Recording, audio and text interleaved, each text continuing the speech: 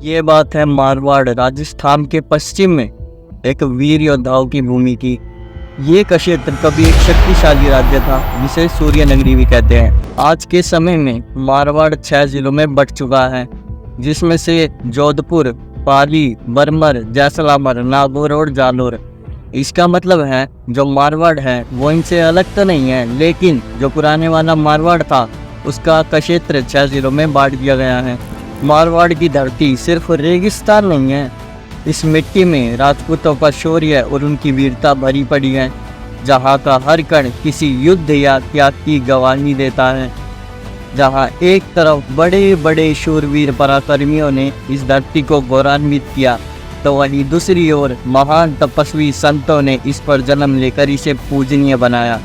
सबका कल्याण करने वाली एक ऐसी महान विभूति ने कलयुग के प्राणियों को चरित्र दिया, जिन्हें आज हम स्वामी श्री 1008 त्रिलोक भारती जी के नाम से जानते हैं।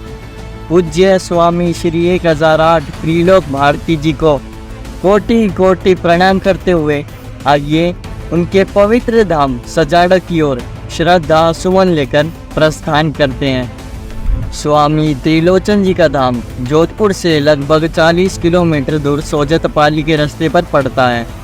ये जगह जोधपुर से दक्षिण में पड़ती है और यहाँ के आने वाले यात्रियों को सजाड़ा धाम की यात्रा किसी भी अन्य व्हीकल टैक्सी से करनी पड़ती है। और ये वही तपो पवित्र भूमि है जहाँ आज से 500 वर्ष पहले बाबा त्रिलोक भारती जी ने जीवित समाधि ली थी। अगर हमें उनके चमत्कारों को देखना है और समझना है तो हमें अतीत की तरफ पलटकर देखना पड़ेगा।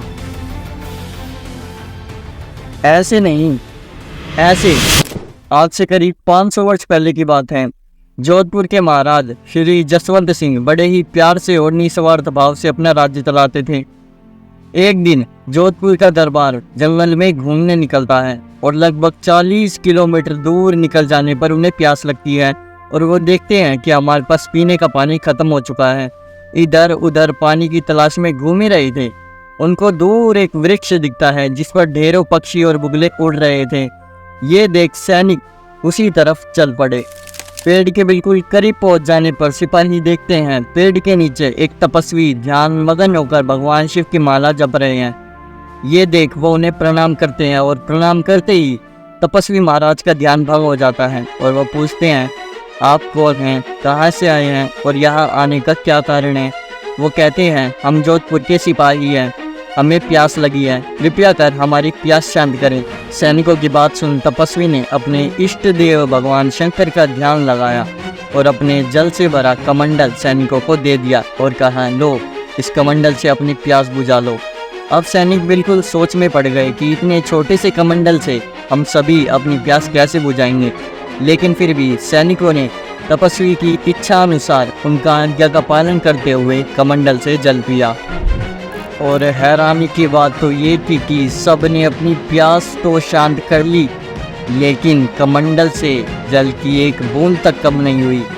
ये देख सैनिकों को लग रहा था ज़रूर ये तपस्वी कोई अवतारी पुरुष है, और उन्होंने फिर ये कहा कि हे तपस्वी, हमारे घोड़े भी प्यासे हैं, कृपया कर इनकी भी प्यास शांत करें। सैनिकों की बात सुन एक बार फिर तपस्वी ने भगवान शंकर का ध्यान लगाया और कहा, ये डिंडलाड़ी है, यहाँ से एक ईंट हटाओ और ईंट हटाते ही तुम पर गंगे माँ की कृपा होगी और फिर तुम अपनी घोड़ों को पानी पिला देना।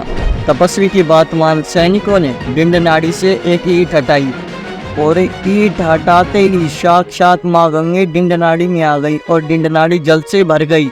और उसके बाद घोड़ों ने भी चमत्कारी ढंग से अपनी प्यास शांत करी। उसके बाद सैनिकों ने तपस्वी से महल वापस लौटने की आज्ञा ली और महल वापस आ गए।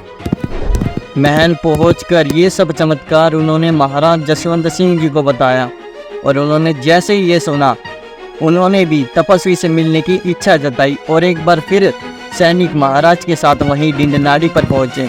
डिंडनाड़ी पर पहुंचकर महाराज ने उन तपस्वी से कहा, हे अवतारी पुरुष, मेरी आंखें आपके किए गए चमत्कारों को देखने के लिए तरस चुके हैं। उन्होंने कहा, क्यों नहीं, भगवान शिव आपकी इच्छा ज़रूर पूरी करेंगे। इतना सुनते ही महाराज ने अपनी मयान से तलवार निकाल अपने घोड़े की गर्दन धड़ से अलग कर दी। ये देख तपस्वी ने भगवान शिव का ध्यान लगाते हुए अपने कमंडल से जल लिया और घोड़े पर छिड़क दिया और देखते ही देखते आंखों के सामने घोड़े की गर्दन धड़ से जुड़ गई और घोड़ा पुनर्जीवित हो गया। ये देख महाराज बिल्कुल पागल से हो चुके इतना प्रसन्न होकर बोले कि हे तपस्वी जी, मैं आपकी सेवा में, आपके चरणों में क्या सहायता कर सकता हूँ? बोलिए, मैं आपको क्या दे सकता हूँ? आपकी सेवा में मेरा तन मन धन सब कुछ अर्पण है।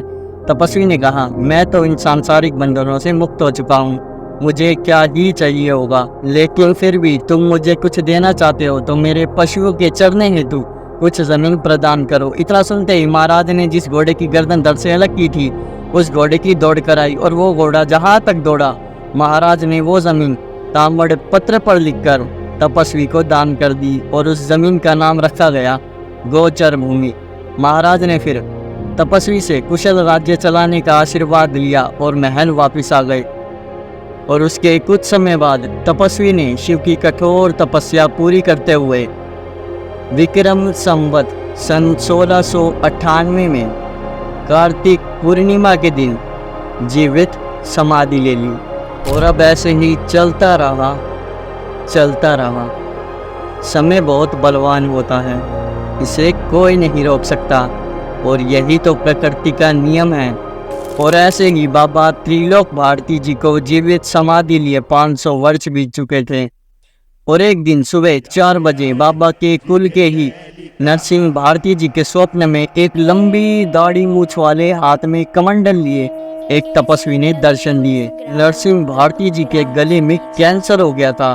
उन्होंने कहा, तेरा ऐसे कलयुग में विकसित होना उचित नहीं। अगर तुझे अपनी बीमारी से मुक्ति चाहिए तो उठ, खड़ा हो, गाँव सजाड़ा जा, गिंडनाड़ी की पान पर, वहाँ तुझे मेरा धूना मिलेगा।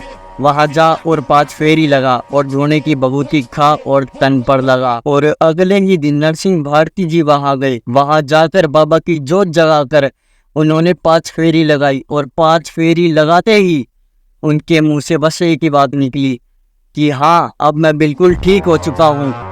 ये चमत्कार देख उन्होंने बाबा का बहुत प्रचार किया और चमत्कार देखने के लिए प्रसिद्ध है सजाड़ा धाम। चमत्कार जैसे अंधों को दृष्टि मिली, लंगड़ों को चलने की क्षमता, गूंगे बोलने लगे और भूत प्रेत बाधाओं से पीड़ित लोगों को मुक्ति मिली। और एक चमत्कार और, एक औरत है जो AP कुमार खाड़ी की रहने वाली है। उस माँ की बच्चादानी में कैंसर हो गया था। डॉक्टरों ने कहा बिना ऑपरेशन के कुछ नहीं हो सकता।